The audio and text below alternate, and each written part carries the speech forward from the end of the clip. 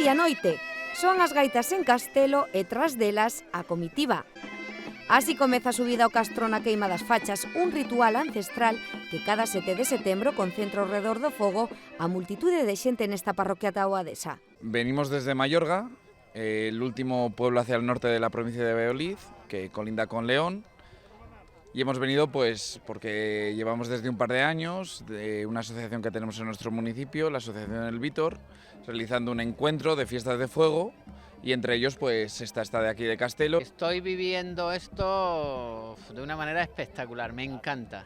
Descoñécese a súa orixe, pero estas xigantes teas levan iluminando este ceo desde tempos inmemorables.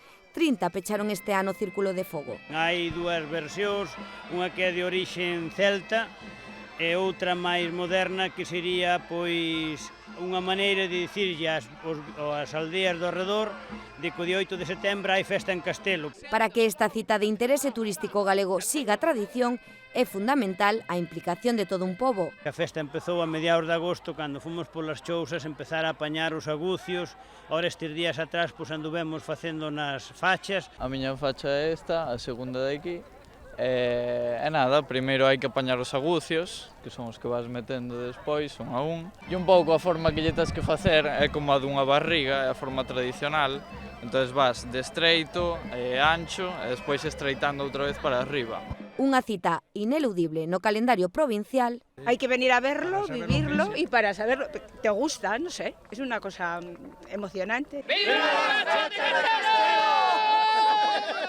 Que fai desta noite de arranque das patronais un dos principais atractivos turísticos do municipio. Xa sale reseñada en todas as páxinas como festa de interés turístico e isto ponos, pois, digamos, neste caso, a aldea de Castelo e ao concello, pois, onde temos que estar. A maxia no castro remata cando reina de novo a escuridade.